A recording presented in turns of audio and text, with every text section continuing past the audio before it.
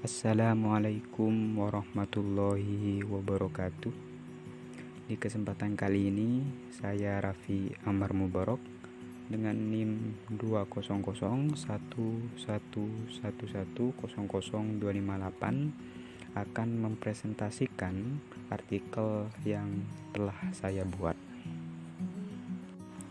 Adapun artikel yang telah saya buat berjudul penembakan terhadap aktivis anti korupsi di Bangkalan sebagai bentuk pelanggaran HAM.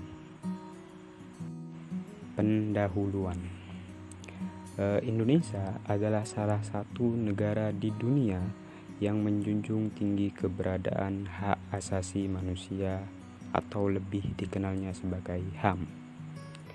Jika melihat penjelasan tentang hak asasi manusia dalam pasal 1 ayat 1 Undang-Undang Nomor 39 tentang hak asasi manusia yang berbunyi hak asasi manusia adalah seperangkat hak yang melekat pada hakikat dan keberadaan manusia sebagai makhluk Tuhan yang Maha Esa dan merupakan anugerahnya yang wajib dihormati, dijunjung tinggi dan dilindungi oleh negara, hukum, pemerintah, dan setiap orang demi kehormatan serta perlindungan harkat dan martabat manusia. Dari penjelasan HAM dalam Undang-Undang Nomor 39 Tahun 1999, maka Indonesia melihat HAM sesuai dengan teori hukum alam jika mengacu kepada kalimat hak yang melekat pada hakikat dan keberadaan manusia sebagai makhluk Tuhan yang Maha Esa. Jadi jika melihat dari kalimat tersebut, kita bisa simpulkan bahwa Indonesia menganut teori hukum alam, bahwasanya hak asasi manusia muncul karena hakikatnya adalah manusia. Dan juga jika melihat Indonesia adalah negara hukum, yang mana hak asasi manusia juga ada dalam Undang-Undang Dasar 1945. Maka dari itu, Indonesia menganut teori positivis jika mengacu pada Undang-Undang Dasar Republik Indonesia tahun 1945, yang mana jaminan kebebasan hak asasi manusia HAM diatur di dalamnya. Baik, slide selanjutnya adalah hak-hak dalam undang-undang menurut Undang-Undang Dasar Republik Indonesia 1945 dan Undang-Undang Nomor 39 Tahun 1999, yang mana saya telah menemukan beberapa pasal-pasal dan menyimpulkan bahwa ada beberapa hak yang seharusnya, bahkan harus dan wajib dimiliki oleh setiap warga Indonesia.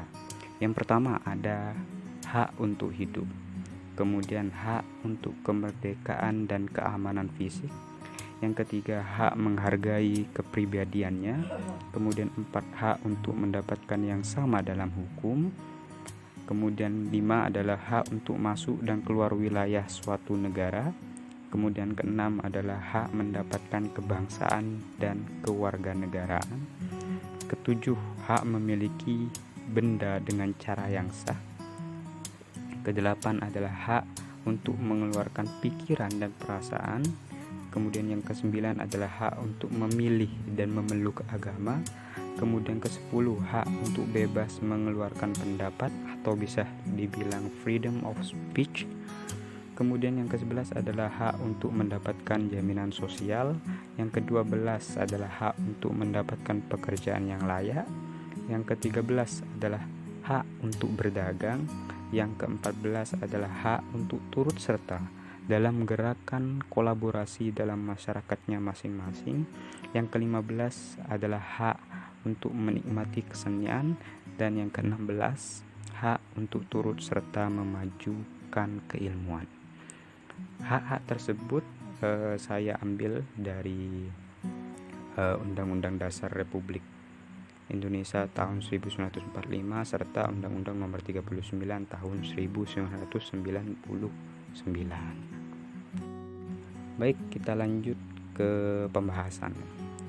Nah, dari beberapa contoh hak asasi manusia yang semestinya dimiliki oleh setiap individu yang hidup di Indonesia, namun masih begitu banyak pelanggaran HAM yang terjadi di Indonesia serta di sekeliling halaman rumah kita.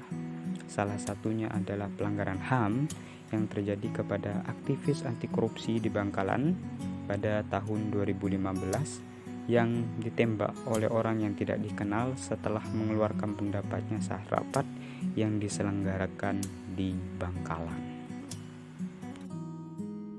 Nah, adapun kronologis kejadiannya, Madhur Husairi adalah salah satu aktivis anti korupsi dan juga ketua LSM CIDE Bangkalan.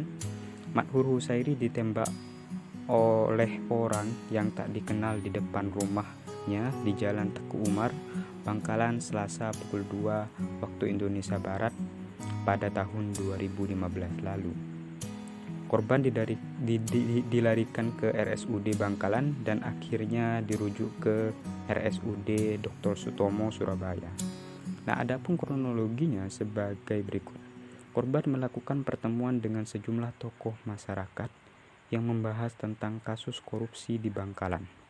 Nah, setelah selesai, korban pulang dengan menaiki mobil Avanza bernomor M307HA warna abu-abu metalik miliknya sendirian. Setibanya di depan rumahnya, dia turun dari mobil dan membuka pintu pagar, dan saat itu korban langsung ditembak oleh orang yang tidak dikenal. Nah, dari kejadian tersebut dapat saya simpulkan ada beberapa pelanggaran HAM yang terjadi terhadap Madhur Husairi. Yang pertama adalah hak untuk hidup, yang kedua adalah hak kemerdekaan dan keamanan fisik, dan yang ketiga adalah hak untuk bebas mengeluarkan pendapat, serta hak mengeluarkan pikiran dan perasaan. Oke, kita mulai dari hak untuk hidup. Kita tahu bahwasanya Indonesia menjunjung tinggi hak asasi manusia atau HAM, salah satunya hak untuk hidup. Sesuai dengan Undang-Undang 1945, lebih tepatnya dalam pasal 28A Undang-Undang 1945 yang berbunyi, setiap orang berhak untuk mempertahankan hidup dan kehidupannya. Dari pasal tersebut sudah kita ketahui bahwasanya setiap warga Indonesia memiliki hak untuk hidup. Namun, dalam kasus di atas yang telah saya ceritakan tadi, yaitu penembakan kepada Madhur Husairi, telah merusak hak asasi manusia tersebut, yaitu hak untuk hidup. Yang kedua adalah hak kemerdekaan dan keamanan fisik. Madhur Husairi ditembak oleh orang yang tidak dikenal. Maka dari itu, hak kemerdekaan dan keamanan fisiknya dilanggar oleh orang tersebut. Padahal, jika kita melihat pasal 28G ayat 1 dan 2, pasal 28H ayat 1, pasal 28I ayat 1 dan 2, dalam pasal-pasal tersebut telah dijelaskan bahwa setiap warga Indonesia memiliki hak atas perlindungan dari perbudakan dan diskriminatif demi menjaga keamanan fisik setiap individu. Kemudian yang ketiga adalah hak untuk bebas mengeluarkan pendapat, atau yang lebih dikenal sebagai freedom of speech. Nah, freedom of speech ini atau kebebasan berpendapat di dalam Undang-Undang Dasar 1945 diatur dalam undang-undang adalah hak untuk berpendapat, menyatakan pikiran dan berserikat. Undang-Undang Dasar 1945 pasal 28E dan F, Undang-Undang Nomor 39 Tahun 1999, kemudian tentang hak asasi manusia, kemudian dalam pasal 14, 23, 24, dan 25 dalam Undang-Undang Nomor 9 Tahun 1998 menegaskan bahwa kebebasan berpendapat merupakan hak mendasar dalam kehidupan yang dijamin dan dilindungi oleh negara.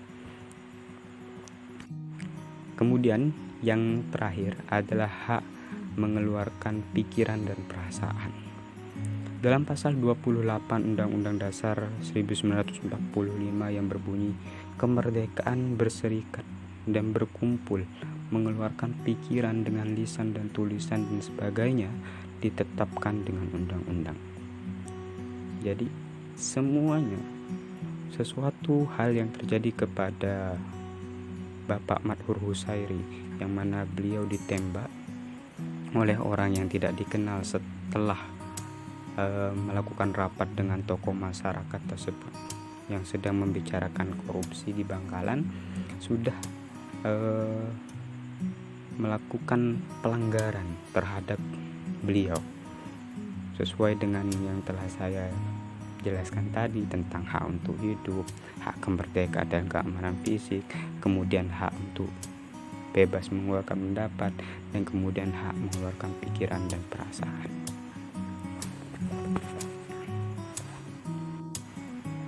Baik, terima kasih atas atensinya. Mungkin cuma ini dari saya. Saya mengucapkan mohon maaf bila ada kekurangan dalam presentasi yang telah saya sajikan, serta saya juga mengucapkan banyak-banyak terima kasih atas atensinya. Mungkin cuma ini dari saya. Wassalamualaikum warahmatullahi wabarakatuh.